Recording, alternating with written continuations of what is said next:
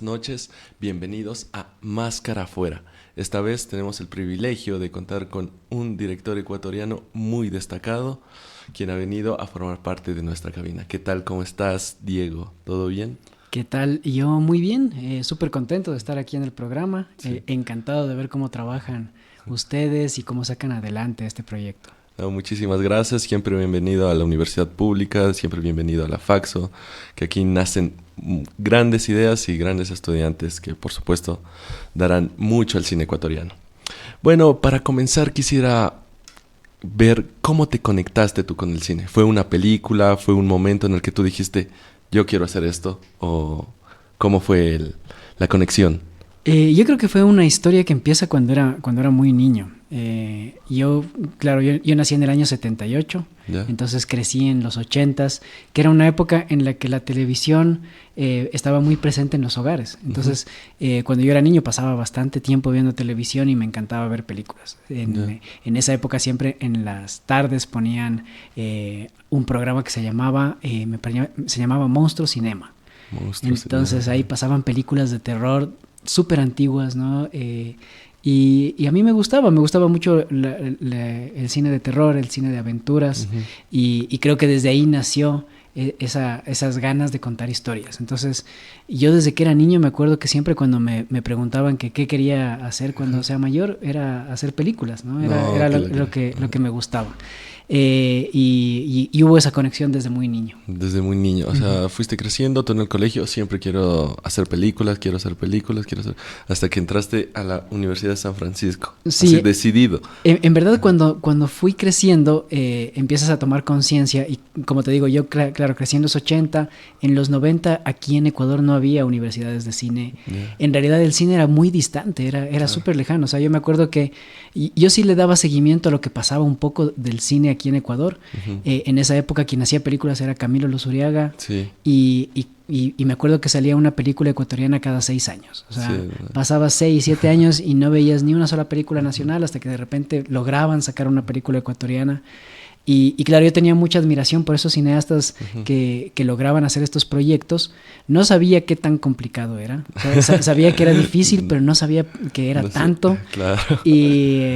Y claro, lo veía como algo tan lejano. O sea, realmente me parecía que estudiar cine no iba a ser una posibilidad. Entonces, cuando llegué al colegio, ya empezó a variar un poco las posibilidades, digamos. Abriste el abanico. Ajá, así. y dije, seguramente voy a estudiar algo de letras, o a lo mejor voy a estudiar derecho, incluso no sabía bien qué iba a pasar. Comunicación, obviamente, después me empezó a gustar mucho, a lo mejor periodismo, como que esas eran mis opciones. Y en esa época apareció en la San Francisco la carrera de televisión. Sí, televisión. Que, claro, yo tuve la suerte de que mis papás me dieron esa oportunidad, ¿no? O sea, fue estudia nomás lo que tú quieras. Bien. Porque no se le veía ninguna perspectiva a eso realmente. O bueno, no sé, tal vez si es que eras un poco visionario, sí te dabas cuenta de que en el futuro iba a ser una carrera que se utilice mucho. Pero en esa época era algo así súper loco estudiar televisión, animación, cualquiera de estas cosas, y peor cine, ¿no? Claro. Y en la San Francisco todavía no había cine. Cuando yo estaba estudiando, apareció la subespecialización en cine. Okay. Entonces ahí fue cuando yo empecé a relacionarme, y luego ya, no sé, tuve la suerte de que Sebastián Cordero fue profesor mío. Él estaba haciendo su primera película, yo le rogué que me deje ser pasante en la película, al final accedió y desde ahí ya me quedé conectado con todo lo que ha sido el mundo del cine. Qué loco, sí, me llamó mucho la atención como a partir de Rata, Ratón, Cerratero, Sebastián Cordero, ha abierto muchas más inspiraciones, muchos más cineastas. Y cuéntame, también sé que estuviste en Barcelona, estudiaste también en Barcelona. ¿Qué tal esta experiencia ya al salir del país? Sí, a ver, cuando yo terminé, luego en la universidad, le cogí mucho gusto yo al documental. El documental. Me gustaba hacer documentales, me gustaba hacer fotografía para documentales. Entonces, cuando terminé la universidad, empecé a trabajar un tiempo y luego ya me fui a hacer una maestría en documental. Entonces, estuve en España haciendo maestría en documental. Me gusta muchísimo el documental, eso de registrar las historias reales de las personas, es lindísimo. Y claro, pero te implica yo creo que es mucho más exigente que la ficción. El documental. El documental. A mí me parece que tienes que estar ahí, porque tienes que estar ahí Claro. en el momento que pasen las cosas, ¿no? Entonces es mucho más exigente. Y bueno, al principio yo empecé con el documental, hice 2 largometrajes documentales. Estuvieron también, fueron coproducciones internacionales, se estrenaron en festivales, estuvieron en la televisión en España. Y luego de eso ya decidí retomar la ficción, que era algo que me había gustado desde niño, ¿no? Ya, así, increíble. Justo esto de nutrirte también de otros países, de otras culturas, y en España obviamente está un poco más desarrollado, pero ¿cómo fue este salto de estudiante a creador? O sea, ¿fue fuerte? ¿Qué desafío enfrentaste ahí? Una cosa que a mí me pasó desde niño, en verdad, porque yo cuando tenía, como te digo, desde niño me interesaba esto. Entonces yo me acuerdo que hubo un momento que mis papás me dieron como regalo de cumpleaños una cámara de video así súper sencilla, ¿no? Una Ya. cámara casera. Y empecé a experimentar con la cámara, a grabar cosas y a descubrir cómo editar, porque en esa época Ok. no existían las computadoras, o sea, existían, pero no como ahora, ¿no? Esos monstruos eran, blancos. eran unos monstruos grandotes que te servían para escribir textos o para jugar videojuegos. Y claro, yo descubrí un poco investigando cómo poder editar con 2 VHS. Entonces conectaba los VHS, editaba. Y desde que estaba en el colegio ya empecé a hacerme algunas chauchas haciendo videos para diferentes cosas, ¿no? Entonces yo me acuerdo que había chicos, por ejemplo, de universidad que querían hacer su presentación para la tesis y decían, sería chévere hacer un video, y yo les hacía el video, ¿no? Bien. Entonces, desde ahí ya empecé a crear cosas, empecé a jugar un poco con mis primos pequeños, con mis hermanos, haciendo cortos así súper sencillos. Y entonces creo que fue como, no fue un salto tan grande, ¿no? De ser estudiante a ser creador así radical, sino que poco a poco fui pasando, fue una transición corta. Poco a poco. En la universidad tuve la suerte de poder hacer muchos ejercicios prácticos, entonces ya había hecho cortometrajes en la universidad que estuvieron en diferentes festivales, tanto en ficción como en documental. Y después cuando hice la maestría en documental también hicimos un documental práctico, ¿no? Entonces ese documental estuvo en el EDOC acá en Ecuador. Y eso fue una transición así un poco más suave. Claro, es que uno aprende haciendo, suele decir, no está bien la teoría, aprender. Eso a veces también peleamos mucho con nuestros profesores que necesitamos más prácticas, pero de verdad uno aprende haciendo. Entonces creo que este proceso me parece muy chévere, como que siempre te sentiste siempre un creador, ¿sí? Yo creo que sí, ajá. O sea, siempre me interesó mucho desarrollar historias. A ver, es bien absurdo decir que uno las desarrolla del todo, ¿no? Porque siempre está inspirado en algo más, Claro. siempre tiene sus fuentes de información y tal. Pero claro, hacer historias nuevas, hacer historias diferentes, eso siempre me llamó la atención. Increíble. ¿Qué sensación fue ver la primera vez lo que tú sentiste al ver una proyección tuya en la gran pantalla? Al principio, como fue una transición suave, creo que al principio no fue tan fuerte, ¿no? Ajá. O sea, yo me acuerdo, por ejemplo, cuando yo me gradué de la universidad, seleccionaron nuestros documentales para hacer una proyección en el Cinemark, que había todavía en esa época, y que era nuevito. Claro. Entonces ahí en el Cinemark se proyectaron los documentales y fue una sensación lindísima, pues, ¿no? Eran cortos documentales como de 12 minutos cada uno, pero con todos los de la promoción se armó una programación como de 1 hora. Y claro, sientes, no sé exactamente, es como ver todo lo que has trabajado, verlo concretado en la pantalla y ver lo que siente la gente. Eso para mí es bien interesante. Cuando estás en una sala de cine con el público yo creo que es una parte más de tu producción. Es muy diferente ver una película, un documental sin público que con público. Y cuando el público empieza a responder a lo que tú pusiste en la pantalla, es como que se contagia la energía entre ellos y todos empiezan a responder. Entonces ayuda muchísimo. Entre más llena está la sala, yo creo que el impacto de una producción es mucho mejor.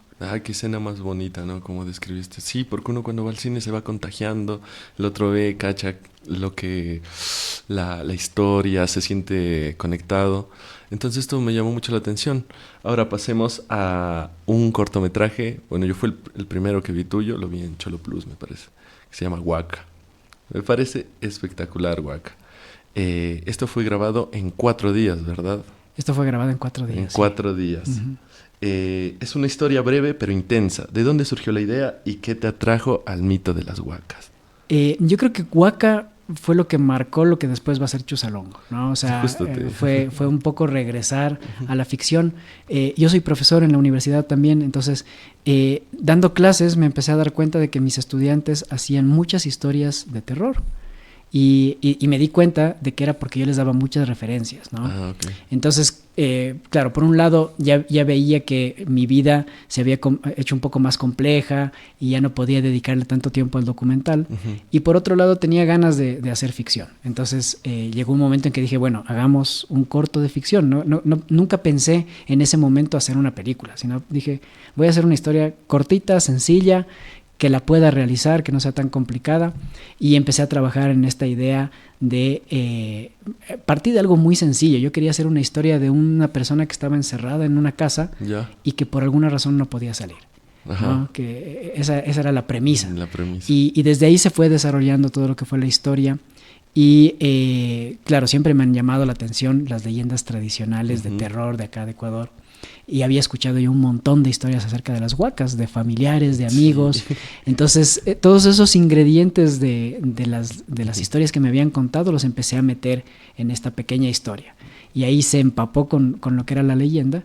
Y tuvimos una producción lindísima. O sea, Huaca fue una experiencia muy positiva en varios aspectos. Primero, en cómo formamos un equipo de producción que funcionó súper bien y que fue la base también para después hacer Chuzalongo, y también el mundo que llegué a explorar, ¿no? O sea, creo que de alguna forma logré buscar dentro de mí esas inquietudes que tenía desde niño, que eran las películas de aventuras, de terror, la época, que no sea en nuestra época, porque como te digo, yo veía películas antiguas. Claro. Entonces eran historias que pasaban en años anteriores, que sea de época, que no sea de este tiempo, y que sea muy rural. Entonces, con esos ingredientes se armó Huaca, y ahí está el corto, está en Cholo Plus, está gratuito, entonces todos los que quieran verlo pueden verlo. Sí, totalmente recomendado ver Huaca.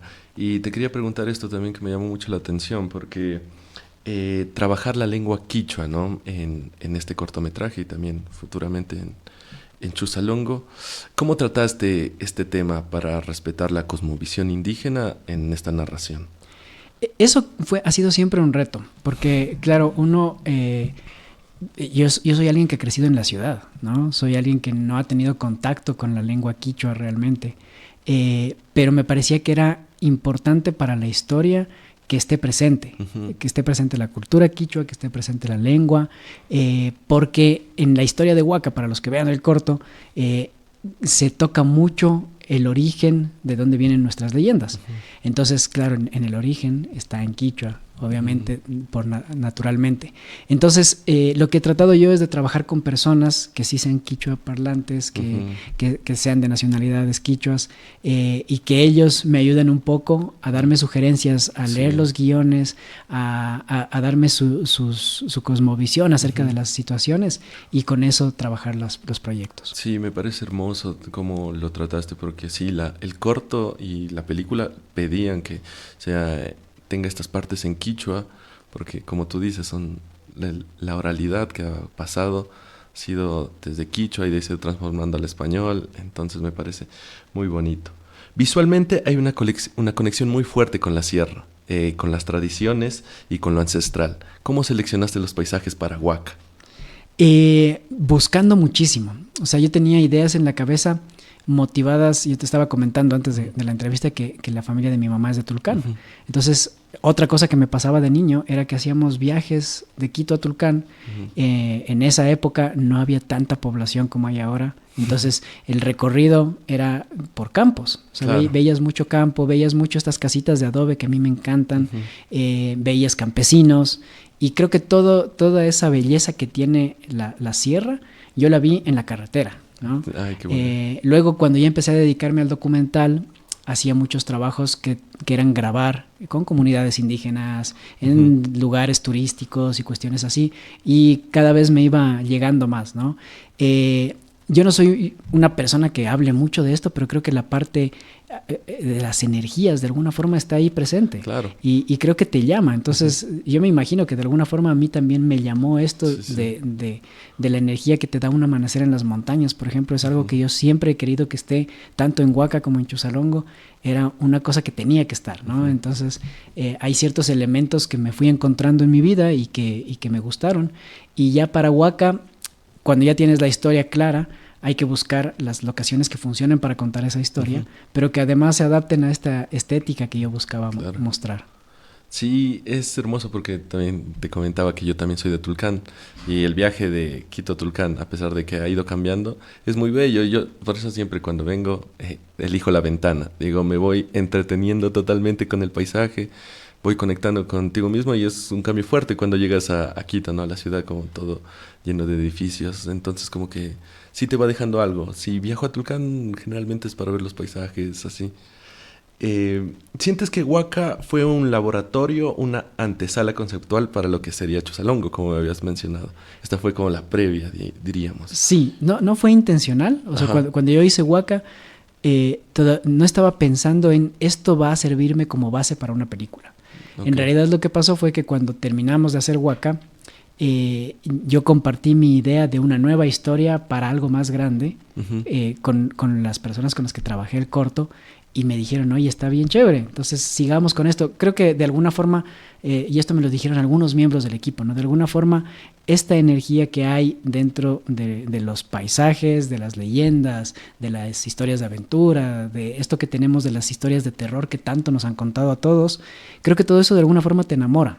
Entonces el equipo también se enamoró de la idea y cuando les contaba la historia para Chuzalongo me decían, sí, de una, o sea, nos metemos de cabeza también en este proyecto y claro, a partir de ahí, viendo, a Huaca le fue muy bien, ¿no? Estuvo en varios festivales internacionales, ganó premios, a la gente le gustaba la historia. Entonces, viendo todo eso, nació la idea de hagamos una película que tenga esta misma estética, que pase en este universo, digo yo, ¿no? O sea, es el universo de las leyendas del Ecuador. Claro, sí, muy bello. Justo estaba recordando ya y en el camino Quito-Tulcán hay un cantón que se llama Huaca y yo también recuerdo muchas historias porque este cantón se llama así por la cantidad de huacas que había. Incluso hay gente que se junta y va en grupo a recolectar las huacas. Entonces siempre me llamó la atención. Yo cuando la vi dije, wow, qué increíble que esto se haya hecho.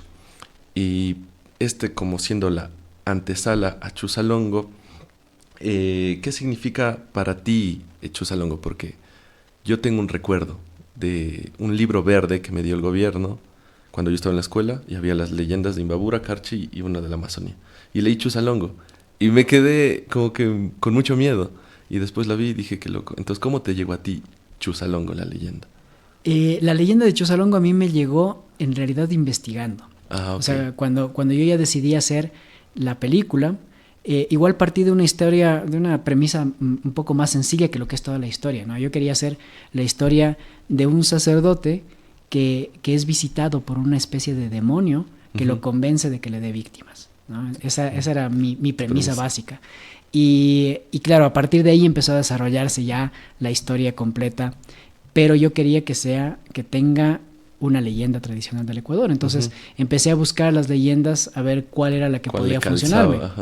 Y por ahí me encontré Chuzalongo, y una de las cosas que me gusta de Huaca y de Chuzalongo es que no son leyendas tan conocidas, ¿no? Cuando tú dices Cantuña, todo el mundo lo ha escuchado. Si dices La Tapada, todo el mundo lo ha escuchado. El gallo de la catedral. Es a veces como ya muy cliché ya. Sí, y bueno, y está bien tenerlas, pero yo quería hacer algo que no todo el mundo haya escuchado porque una de las cosas que ha pasado con las dos películas, con Huaca y con Chuzalongo, es que se abre mucho el debate. Hay mucho chance de conversar con la gente porque la gente... el público que no tiene tanto conocimiento, como no es una leyenda tan conocida, entonces no conocen tanto los detalles de la leyenda, creo que la imaginación vuela más. Sí. Entonces, por esa razón vi Chuzalongo y me pareció que podía funcionar bien para incluirla dentro de esta historia que tenía yo para la película. Oh, me gusta, sí, porque sí, es cierto que Chuzalongo no es muy conocido. Te digo, lo leí en la escuela y me dejó muy impactado y incluso tenía esta narración incluso un poco sexualizada, ¿no? Que se buscaba. Y me acuerdo que era la forma de espantar lo que nos decían en el libro era amarrar un pantalón y tirarlo porque él siempre iba desnudo. Entonces me acuerdo claramente y he buscado mucho ese libro y no lo he podido encontrar. A diferencia de otros relatos que se quedan en lo folclórico, tú construyes un mundo propio. ¿Cómo fue ese proceso de investigación desde la oralidad? Porque se dice, ¿no?, que no leemos muchos libros, pero para transmitir las leyendas oralmente, el conocimiento ancestral oralmente, somos muy buenos. Entonces, ¿cómo fue este proceso? Sí, o sea, por una parte venía ya toda la construcción que se había hecho para Huaca, entonces creo que ahí estaban ya los cimientos de lo que iba a ser la película Chusalongo, pero por otro lado, en realidad también se construye mucho en el campo, o sea, yendo, a mí me gusta mucho buscar locaciones para filmar con muchísimo tiempo de anticipación y que de alguna forma yo pueda reescribir el guión ya pensando en esas locaciones. Pero además de eso, una cosa que hice en Chusalongo era que trataba de conversar con la gente de los lugares. Entonces, claro, yo recorrí mucho desde Cayambe hacia el norte hasta Otavalo y también por el sector de Cotacachi, ¿no? O sea, me daba vueltas y claro, como buscaba locaciones que sean de otra época, teníamos que meternos bastante, no eran las que estaban cerca de la carretera principal, sino que había que meterse bastante, buscar en poblaciones más pequeñas. Es bien difícil encontrar lugares donde no haya rastros de civilización actual. Entonces, en todos estos viajes casi siempre había alguien del sector que nos acompañaba y con quien yo iba conversando acerca de la historia, de los diferentes temas y se iban metiendo cosas en la idea original que iban aportando a esta película, ¿no? Entonces, creo que fue un trabajo mucho de eso también, ¿no? De estar ahí con la gente, un poquito con aire de documental también, ¿no? Sí, o sea, obvio, ir, conversar con la gente y que lo que ellos te digan lo vas incluyendo. Sí, es que todo lo que nos nutre, ¿no?, de nuestros primeros años los vamos poniendo en práctica después. Chusalongo está narrada en 1885, ¿verdad? ¿Qué tal fue hacer una película de época? Porque tú me hablas mucho de buscar las locaciones, meterte, ¿no? E incluso grabaron en la hacienda más antigua del Ecuador. ¿Qué tal fue esta experiencia? Es una experiencia lindísima, o sea, el poder construir una época que no es la actual, pero de la que sí existen registros, que puedes ver fotos, que tratas de parecerte a eso. Es una experiencia bien bonita, o sea, es un gran reto, por ejemplo, para el departamento de arte. Nosotros tuvimos en el departamento de arte a Viviana García. Ella es una quichua amazónica y creo que eso fue algo que también le sumó a la película, ¿no? Claro. O sea, dentro de toda la película de Chusalongo estaban vinculadas muchas personas de pueblos y nacionalidades indígenas y ellos fueron aportándole también a la película. Entonces la construcción de este universo venía de muchas referencias, venía de cosas que me habían contado, venía de la investigación que hacía la directora de arte, la persona de vestuario, de maquillaje, cada uno hacía su propia investigación también, y de lo que íbamos viendo en los lugares y a lo que teníamos acceso, que al final siempre hay una limitación de hasta aquí puedes llegar y eso es lo que puedes hacer. Entonces, en realidad ese proceso de construir el universo, creo que cuando haces cine, a mí al menos es una de las partes que más me gusta, ¿no? El tener ideas en la cabeza, que las pongas en un papel y que luego el equipo lo vaya convirtiendo en una realidad. Es un proceso bien bonito. El presupuesto de Chusalongo fue $400,000, ¿verdad? Sí. Me llamó mucho la atención que decías que este guión lo tenías trabajado por largo tiempo y tú ibas buscando las soluciones en el mismo guión. Me parece un acierto total porque en un país donde no hay mucho presupuesto para grabar, es tan complicado moverse. Tú siempre buscaste que esta película de época sea en el campo, sea en estos lugares rurales. ¿También fue una decisión estratégica en cuanto al presupuesto? Sí. O sea, una de las cosas que iba pasando era que yo iba trabajando al mismo tiempo el guión, la propuesta de dirección y el presupuesto. O sea, las tres cosas siempre estaban juntas, ¿no? Entonces, claro, si es que yo me encontraba que había, porque para ponerte un ejemplo, al principio nuestra primera idea era construir un pequeño poblado, construir la fachada de la iglesia para poder quemarla y etcétera. Entonces, claro, de repente el presupuesto de eso era realmente muy complicado conseguirlo. Y después poco a poco se iba encontrando las soluciones, como tú dices. Entonces, podríamos hacer la iglesia en este lugar y el poblado de esta forma. Hay mucho trabajo detrás de Chuzalongo de trabajar con el montaje, ¿no? Con a través del montaje generar la sensación de que esto está ocurriendo en un pequeño espacio, cuando en realidad las diferentes locaciones están súper alejadas. Por ejemplo, la hacienda mismo, el exterior de la hacienda es en Cayambe y el interior de la hacienda es en Pintag. Entonces, esto pasa mucho en las películas, pero en Chuzalongo era algo que yo utilizaba mucho para lograr entrar dentro del presupuesto que aspirábamos conseguir. Claro, y me llamó también la atención que decías que grababas hasta 4 veces un mismo atardecer o un amanecer. Cuéntame esta conexión con los atardeceres andinos. Hay dos cosas importantes ahí. La una es que a nivel de energía, a nivel energético, me parece que son súper potentes, ¿no? Y es un momento mágico. El amanecer en la sierra es un momento mágico, porque las montañas que tenemos se esconden mucho. Cuando tú sales a las 10 de la mañana te encuentras el Cotopaxi nublado, el Cayambe nublado, el Chimborazo nublado, pero en el amanecer es cuando tienes más oportunidad de verlos despejados. Entonces yo siento que esta conexión es importante en el amanecer por eso, ¿no? A nivel visual. Pero por otro lado, en Chuzalongo los amaneceres y los atardeceres eran importantes para marcar los pasos de los días y también el hecho de que el niño estaba despierto, dormido, o sea, de su conexión, de la conexión del niño con el día y la noche.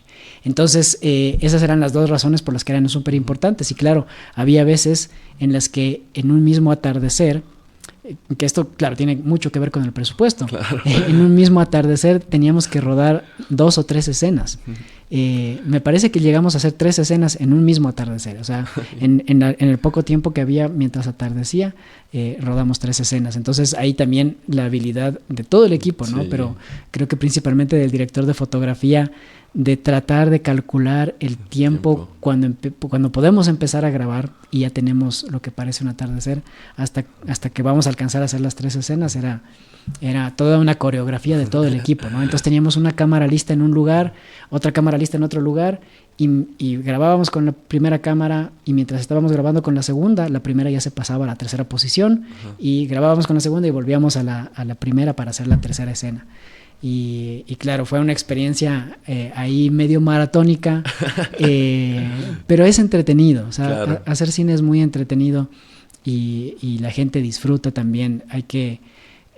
Yo creo que ya cuando haces cine, es verdad que hay que ser muy cuidadoso con toda la parte técnica y hay que ser muy cuidadoso con que el producto esté bien.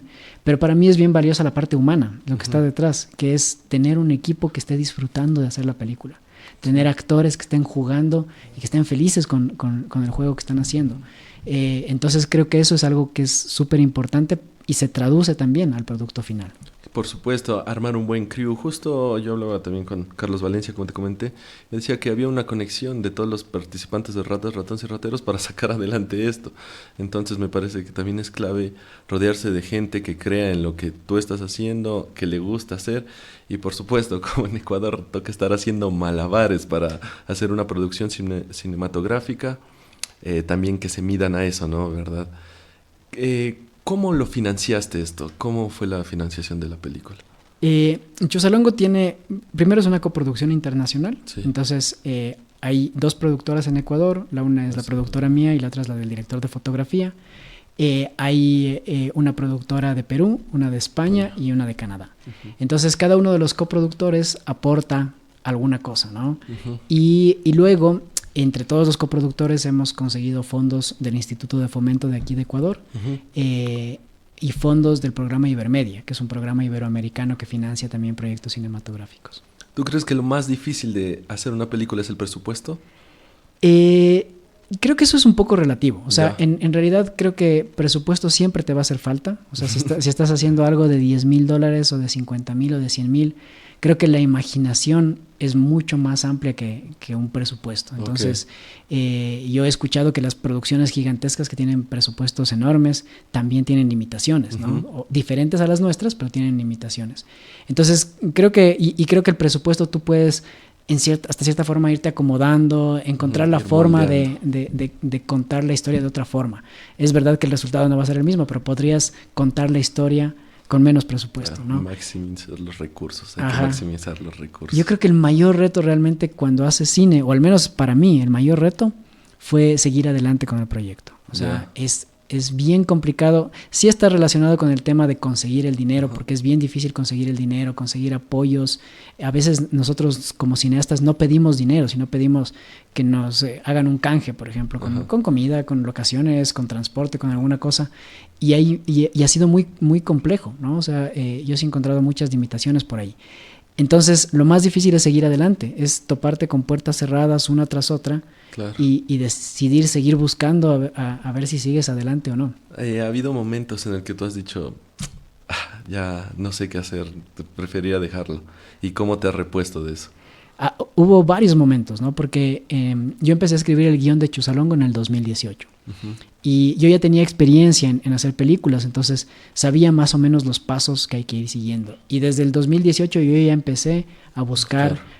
Coproductores, financiamiento, que el proyecto entre a laboratorios, y me encontré con muchísimas puertas cerradas. La principal razón, creo yo, era que era una historia de terror, ¿no? Entonces, cuando yo decía, esta es una película de terror, se cerraba la puerta. Y claro, había mucha también... muchos malos pensamientos con respecto a la historia de un sacerdote con un niño. Entonces, claro, yo contaba, se trata de un sacerdote que encuentra a un niño y ya todo el mundo cerraba las puertas. Sí. Y bueno, al principio, más o menos en el 2020, yo estaba a punto de darme por vencido. O sea, yo realmente hice una aplicación del proyecto que dije, esta es mi última aplicación. Si no es esta, si no sale, yo me acuerdo que era más o menos a finales de año. Entonces dije, si es que no sale esta, ya el próximo año yo ya no voy a seguir con esto. Porque tienes que invertirle muchísimo trabajo y muchísimo tiempo y muchísimo dinero también. Entonces salió esa aplicación y empezó a caminar la película. Y eso fue a finales del 2020. Y luego en el 2021 se desarrolló bastante. En el 2022 en teoría teníamos que ya filmar la película porque ya habíamos conseguido financiamiento. Y ahí fue el momento más difícil de todos.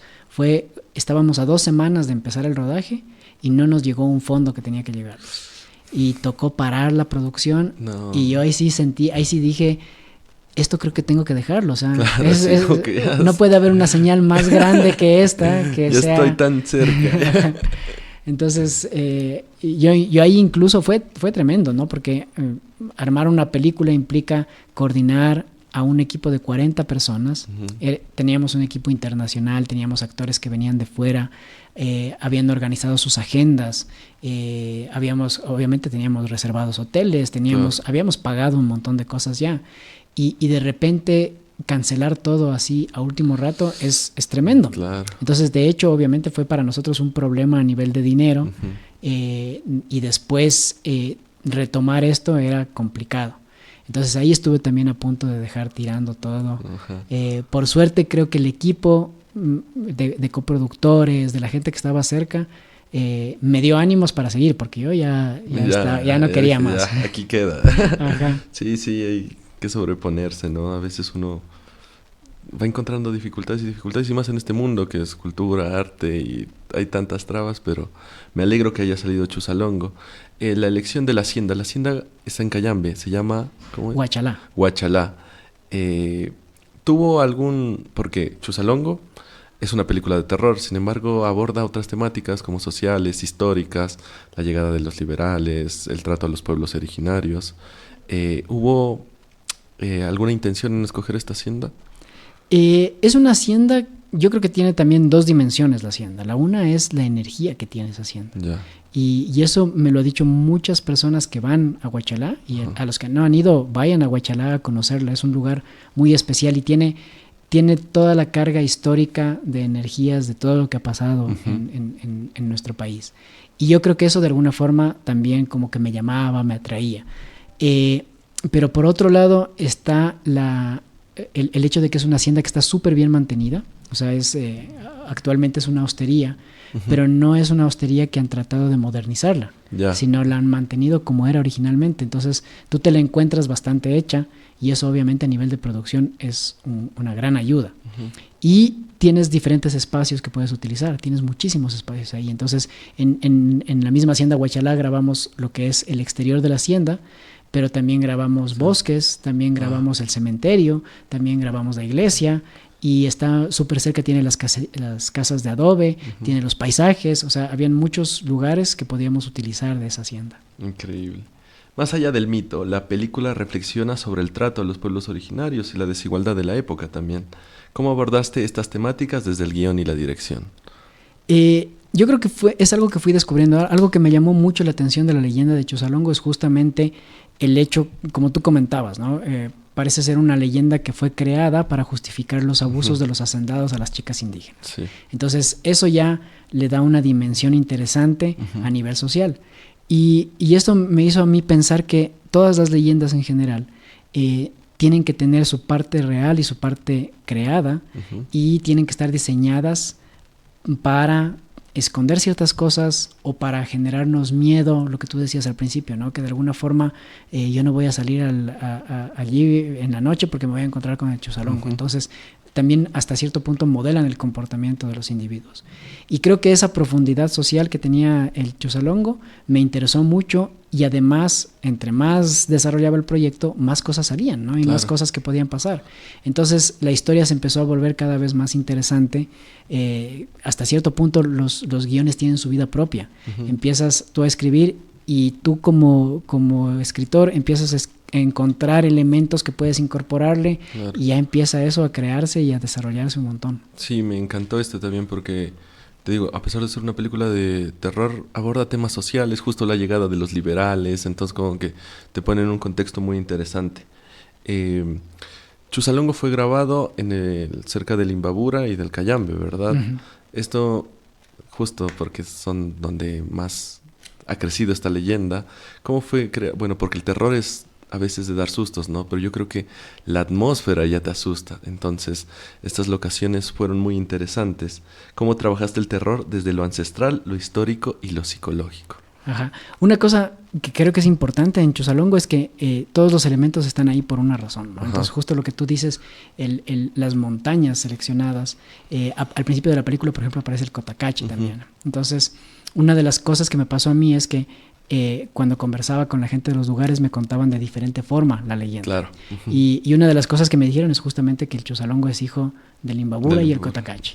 Y por ahí fue la decisión de tener estas dos montañas. El Cayambe es una montaña, en cambio, que a mí me llama mucho la atención y que ya entraba más a nivel de generarnos la sensación de en dónde está pasando la historia. Esto de crear el terror a nivel de otros elementos es algo que a mí me ha costado en diferentes aspectos, ¿no? Porque mucha gente ve Chuzalongo y dice, esta no es una película de terror. O sea, el momento que yo estaba ya con la película terminada, en muchos espacios me decían, no, pues no, ¿cómo la vas a vender como terror si no es terror? Y claro, no es un terror como el terror que estamos acostumbrados a ver ahora, que son sustos, salpicones de sangre. Y yo creo que es un terror muy actual, porque en la actualidad, por ejemplo, si algo te pasa, tienes un teléfono desde el que puedes llamar a emergencias y viene una ambulancia y viene la policía. Entonces ya no tenemos miedo de un montón de cosas que podrían generarnos miedo si estamos en otra época en la que estamos solos en el campo, en donde una mujer dando a luz en medio sola en el campo ya es algo que es una situación terrorífica, ¿no? Entonces viene mucho por ahí. Y a mí me interesaba también que estas escenas de terror se generen más por las reacciones de los personajes que por las acciones. Entonces que no sea tan explícito la sangre, las matanzas. Hay algunas escenas de los ataques del Chuzalongo, por ejemplo, que a mí me gusta cómo quedaron construidas, porque no lo vemos despedazando a alguien a pesar de que lo vemos, ¿no? Entonces, como espectadores encontramos una forma interesante y diferente de aproximarnos al terror. Incluso este misterio de cómo es un niño, ¿no?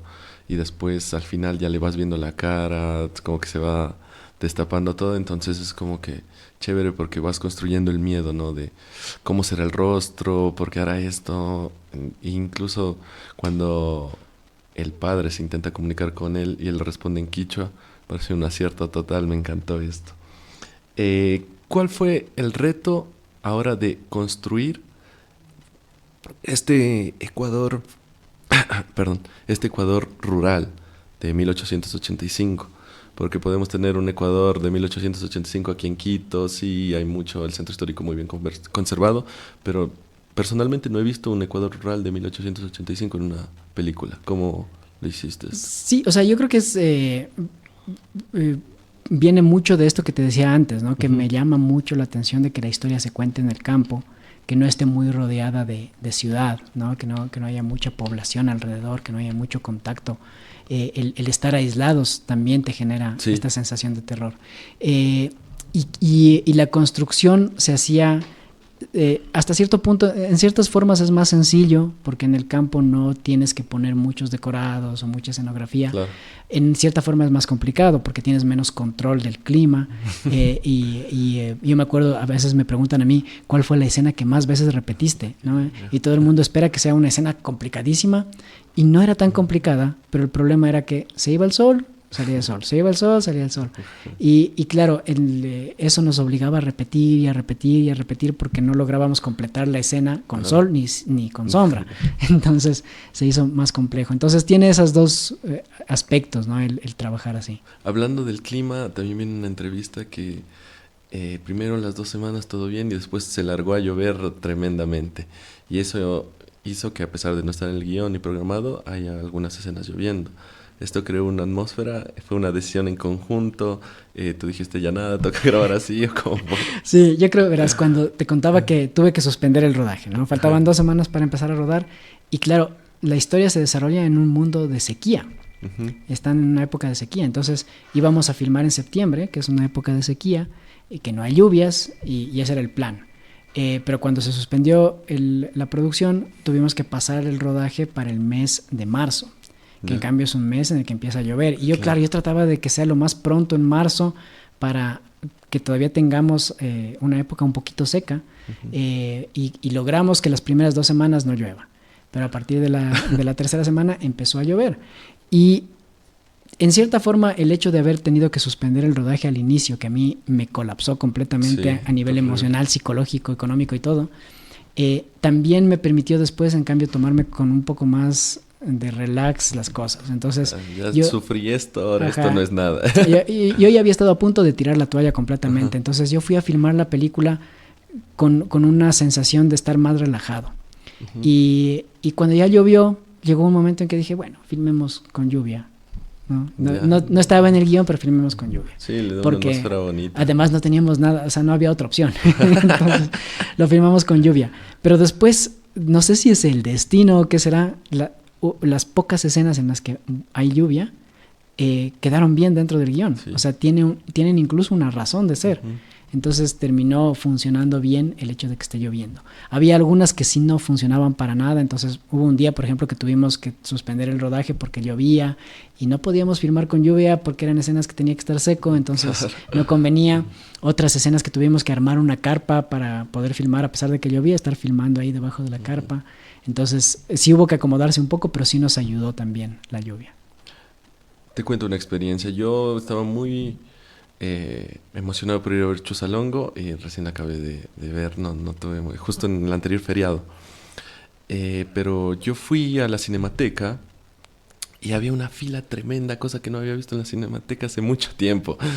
Y me llamó mucho la atención porque vi que el público respondió muy bien. A la gente le interesó mucho Chuzalongo. Entonces, ¿tú crees que se conectó bastante con el público esta película?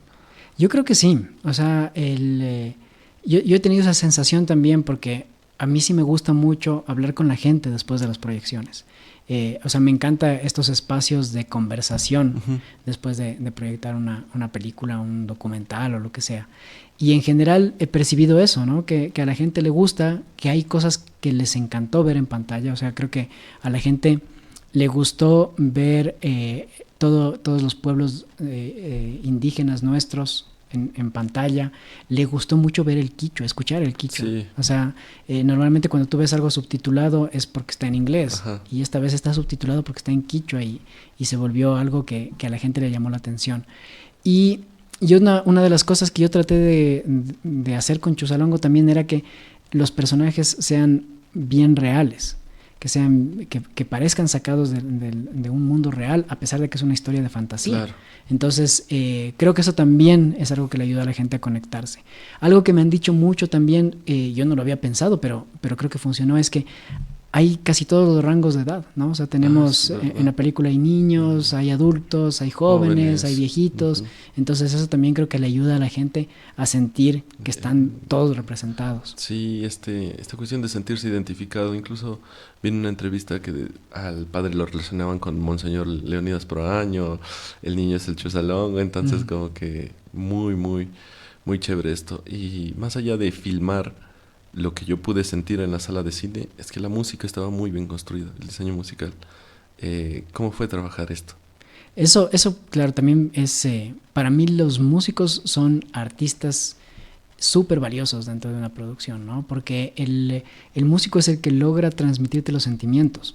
Uh-huh. Tú haces un gran esfuerzo con todo lo demás, con la actuación, con la cámara, con el arte, con la fotografía, pero realmente el momento que pones la música, todo eso cambia y se potencia un montón. Mucho. Entonces, claro, la música se trabajó con Emil Plonsky y Agni Durden, que son dos grandes músicos de acá, y ellos lo tomaron como un reto también, porque yo tenía esta intención de que la música se sienta andina, uh-huh, que tenga una sensación andina, pero que al mismo tiempo no la sientas como conocemos toda la música andina, uh-huh, sino que se sienta diferente, que tenga un poco más de actualidad, digamos, sí, en la construcción. Y ellos se lo tomaron eso como un reto y lograron hacer algo espectacular, ¿no? O sea, es lindísima la música y te transporta también a ese mundo. Sí, eso sentí que potenció mucho además de toda la calidad cinematográfica, ponerle este toque de tambores, instrumento de vientos en personajes específicos, en momentos específicos, fue muy enriquecedor para la película. Me gustaría preguntarte qué mensaje te gustaría dejar para quienes creen en nuestras leyendas y lenguas originarias y piensan que ya no tienen cabida en el cine contemporáneo. Bueno, yo creo que Chusalongo es una muestra de que recién está empezando, uh-huh, ¿no? O sea, creo que una de las sensaciones que tenía yo también y que me pasó con Waka, cuando yo hice Waka, a mí me interesaban las leyendas, hice un corto inspirado en leyendas y cuando lo presentaba a gente, lo presentábamos en colegios, por ejemplo. Sí. Cuando lo presentaba en colegios, los chicos de colegio no tenían idea acerca de la leyenda de las Wakas. Uh-huh. Y en cambio las personas adultas, eran los inspectores, los profesores, eran quienes participaban y se establecía una conversación generacional entre las dos generaciones. Entonces, yo sentí que eso se convirtió en un compromiso también. O sea, las leyendas de nuestro país, nuestra cultura en general, uh-huh, merece ser llevada al cine para que las generaciones más actuales puedan tener acceso a ella. Cada vez el libro que tú has leído en el colegio, cada vez lo ves menos en los colegios. Sí, terrible. Entonces ya no hay, en las instituciones educativas ya no hay el contacto con nuestras leyendas. Uh-huh. Ya sales a la calle y ya no te encuentras con los abuelitos que les cuentan historias a los niños, sí, ni con los padres que les cuentan historias a los niños. Y el mundo urbano nuestro se ha vuelto muy de separarnos. Entonces, sí, creo que el cine es una forma de lograr transmitir nuestras leyendas, nuestra cultura en general. En Chusalongo yo incluí también esto de la colada morada y las guaguas de pan, sí, que me parecía un elemento más súper importante para que esta historia se vuelva más potente. Sí, me gustó mucho porque siento que estás construyendo una identidad en tu cine, en tu forma de producir, desde las leyendas, desde lo andino, llevándolo desde el respeto, porque a veces es como... No, a veces no entienden la cosmovisión indígena o no se rodean de la gente que de verdad sabe y dan su interpretación cuando es totalmente distinto. Eso yo creo que, si me permito opinar, debería alejarse un poco, ¿no? Las personas de dar esta opinión sin conocer el mundo indígena o el mundo andino. Para finalizar, quisiera preguntarte, ¿en qué estás trabajando ahora o si viene es otro proyecto con estas temáticas? A mí me encanta tocar este tipo de temas, o sea, que sean leyendas. Yo tengo, digamos, mi decálogo, que no sé si son 10 cosas, pero las cosas que deberían estar en una película que me gustaría hacer a mí, que es justamente que sea ruralidad, que sean leyendas tradicionales de nuestro país, que sea aventura, suspenso, terror, si es que quieren llamarlo terror también. Y me gusta mucho la sierra, o sea, que sean historias de la sierra, de nuestros Andes. Entonces, me gustaría seguir haciendo producciones alrededor de esto. Sí. Entonces, ideas hay bastantes, hay muchas ideas. Es bien complicado lograr concretar una producción. Obvio. Entonces, claro, aquí en Ecuador es así, más o menos. Quienes hacen películas tienen chance de hacer una película cada 6 años, 7 años, 10 años, a veces más. Entonces, siempre hay que seguir trabajando en eso. ¿Tienes alguna leyenda favorita? No creo que tengo alguna leyenda favorita, no lo había pensado, pensado. A ver si es que hay alguna que sea mi leyenda favorita. Creo que también todo esto, por ejemplo, las leyendas favoritas, las películas, los libros, va variando conforme vas avanzando en tu vida o va cambiando tu forma de verlas, ¿no? Y de leerlas incluso. Entonces hay muchas cosas, a mí me encantan las historias de vampiros, más allá solamente de nuestras leyendas, sino también que creo que es algo que también le ayudó a Chuzalongo, el inspirarse también en una leyenda más universal, ¿no? Que es el vampirismo. Sí. Entonces, claro, Chuzalongo tiene mucho aire de Drácula, de Nosferatu, y muchas similitudes, porque a mí me gustan ese tipo de historias, y creo que también el vincularse con lo universal ayuda a que a la gente le guste más.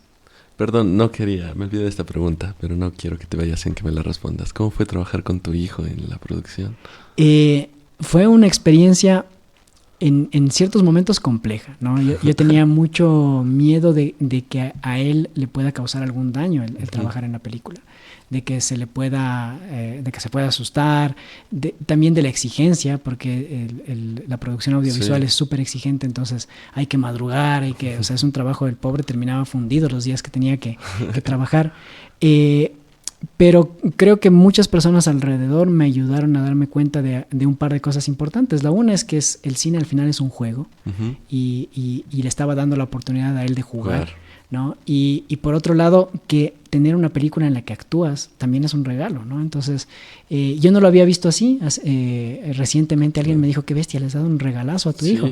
O sea, tiene una película en la que él está súper feliz, ¿no? A él le encantó actuar, lo reconocen en la calle, y eso también le ha hecho estar contento. Y en la película actúan mis 3 hijos, porque en principio yo empecé a trabajar con él porque era el que se ajustaba más o menos al papel. Yo en principio no escribí la película pensando en que él podía ser el personaje, pero claro, ya cuando él creció, ya más o menos llegó la época de filmar, y me parecía que podía funcionar él, y a él le gustó la idea. Y después también están mis otros 2 hijos. La una es la mayor, que hace de sirvienta, es una de las sirvientas de la casa, y el otro es cuando tenemos estas escenas de flashback en las que se lo ve más pequeño, está el más chiquito. Ok, muchísimas gracias, Diego, por compartir este espacio con nosotros. Siempre bienvenido a la Universidad Pública, aquí a la Faxo, y encantado de tenerte. Y por supuesto, vean Chuzalongo, no se lo pierdan, sigan el Instagram, ahí pueden tener toda la info. Muchísimas gracias, Diego. Gracias a ustedes, saludos. ¿Listo?